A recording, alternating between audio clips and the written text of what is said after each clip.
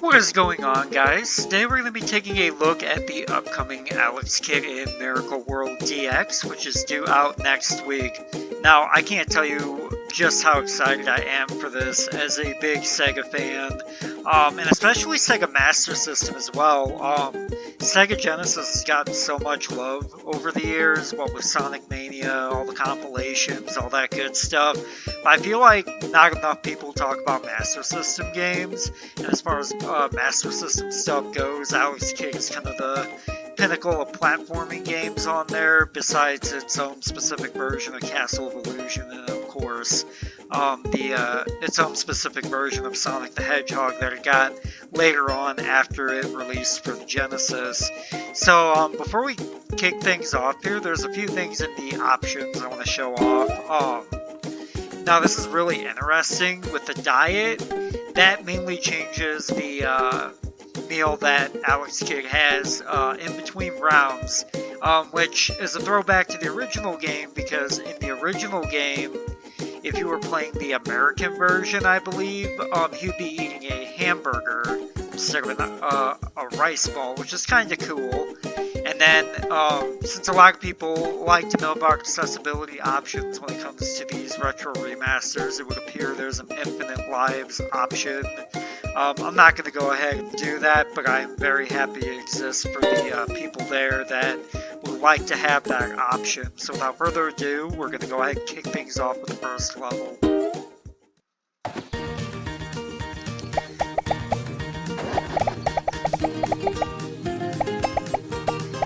This dialogue was also not in the original game, by the way. There's actually quite a bit of dialogue that wasn't there. And one thing I do want to show off, it's very similar to the Lizard Cube Dragon's Trap remake.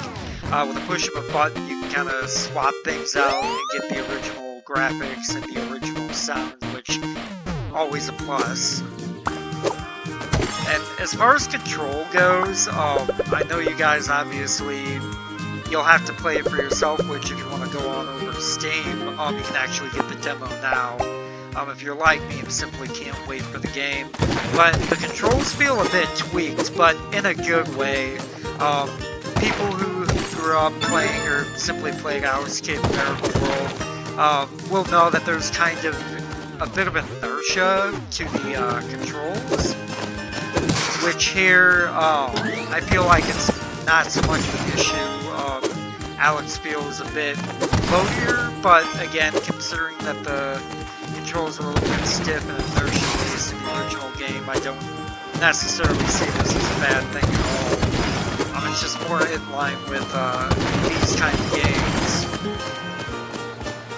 So what I did there, actually, the main thing is, in this game there are different power-ups, and so the bracelet is more or less the equivalent of the fireball from Super Mario. It just doesn't lob across the ground, obviously, and it shoots straight forward.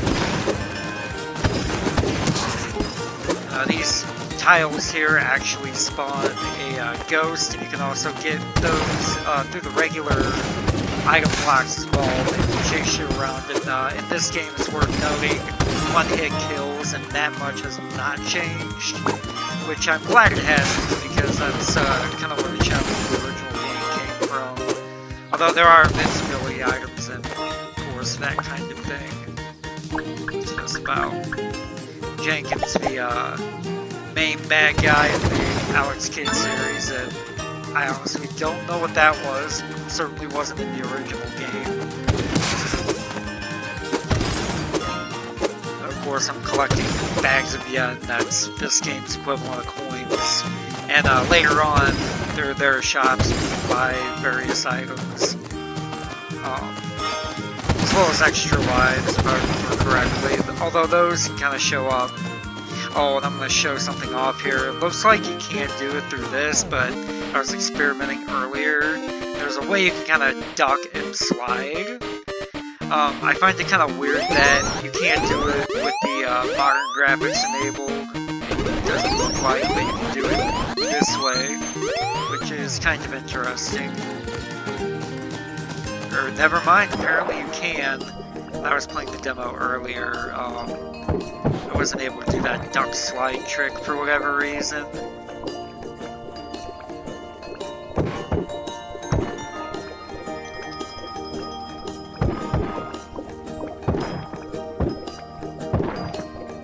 I always thought it was kind of interesting how with Alex Kidd they kind of start you out in a vertical chamber and then you're in the water level all of a sudden.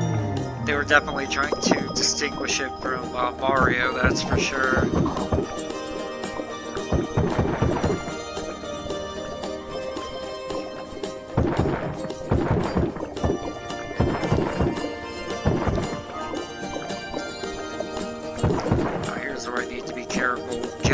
Strategy the whole game, because there's a bit of randomness to those question mark blocks. Yeah, see that spawned the Reaper.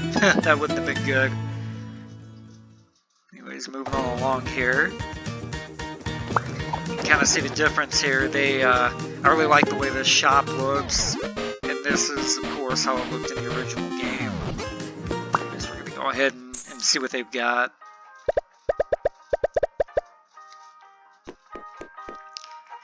I believe that's some kind of invincibility thing. Wouldn't be a bad idea to use a bracelet. And one thing I really like that they did in the original game, you actually had to pause and go through a menu to get your items, but here you can kind of just use the bumpers to cycle through them, which is a nice little touch-up, I'll say that much.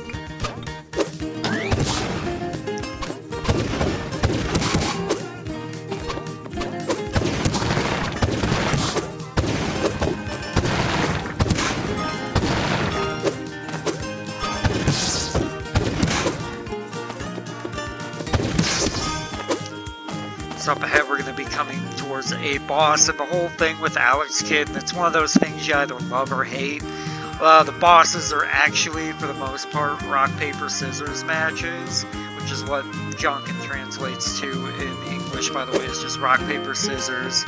So without further ado, we're going to meet our first boss here.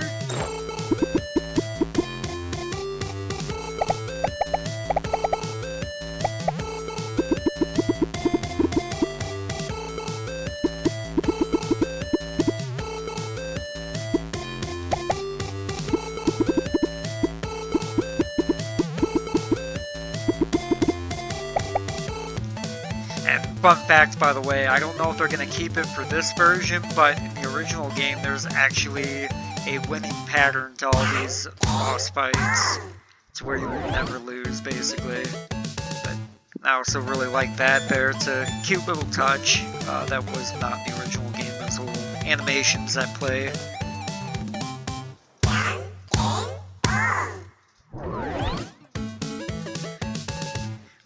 The first boss was always rock, scissors in the original game, so that's a good sign that if you want to take out that little element of randomness, you can always go with the winning patterns. It's raining here. Don't believe that was happening before.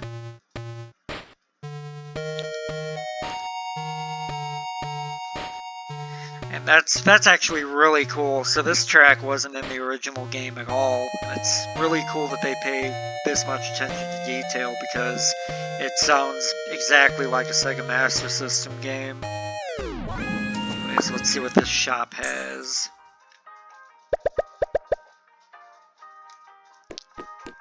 Well, I don't think we'll necessarily need it, but let's buy this adorable little doll that is no doubt an extra life. I don't remember if the crystal ball was in the original game or not. I'm guessing that'll let me read my opponent's mind or whatever during the Junkin matches, but we'll see. Here we have Alex Kidd's flagship little vehicle here, which is a quick control little helicopter thing. quite useful. As you can see, it's got fireball thing that spits out of it, and of course, take these guys with it by tapping the button.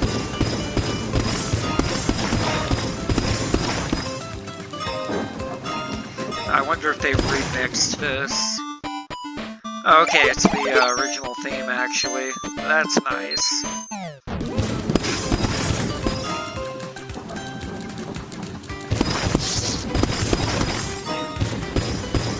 Now the thing with those skull blocks, if you really punch them, Alex will freeze up for a little bit, but unfortunately since we got the helicopter, that's a non-issue. I also appreciate how the HUD actually shows you how much money you have, as well as your life counter. In the original game, you had to pause and look at the pause screen to get all that information. There's another extra life.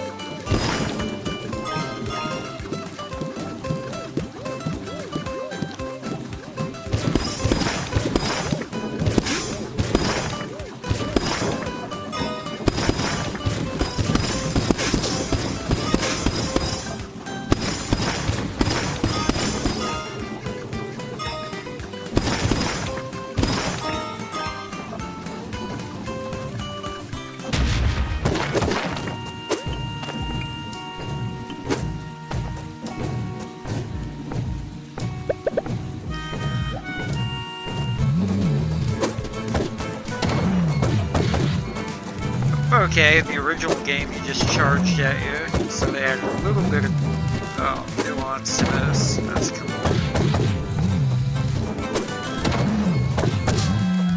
And like that, he's dead. What a boss, huh? Serious. Yeah, that's the thing. He always kind of looked like he had little monkey ears.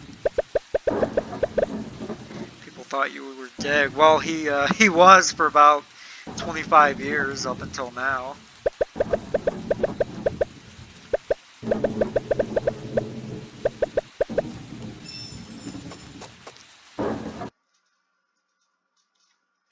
Alright. I think that might be the end of the demo. Indeed it is. Well, honestly, I'm quite impressed with this. I've been hearing about this project for quite a bit, and it's really cool to know that the wait's basically over in 4 days. And I'm hoping it'll lead to more Master System revitalizations. I'm actually also a big fan of Alex Kidd Shinobi World, which was kind of a crossover game and arguably one of the better Alex Kidd games. I always liked Miracle World. Enchanted Castle on the Genesis is kind of a love and a hate affair for a lot of people, it seems. Mainly because it really didn't do anything that different, but it did return to the Miracle World style of gameplay. But anyways, this game will be out digitally next week on the 22nd. I believe it's going to be either $15 or $20, and then there's a physical edition coming along for all major platforms, which last I checked on GameStop, Best Buy, yada yada, that's still on for the 29th. I don't know if they're going to adjust this since it would appear the digital version of the game got an earlier release date, as revealed by a trailer earlier this week, actually. Anyways, let me know what you guys think. Leave a comment, subscribe, whatever. Until next time.